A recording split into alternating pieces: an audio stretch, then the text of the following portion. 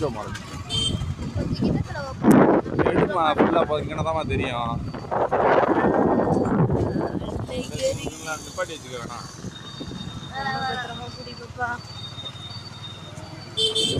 அந்த தூணெல்லாம்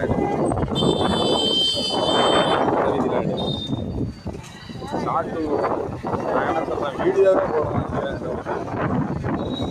சரி, பெருமாள் கோயிலுக்கு போயிட்டு அளவுடான்னு தெரியல. வீடியோ ஃபோனை ஆன் பண்ணி வச்சுக்கிட்டு எடுக்கலாம்.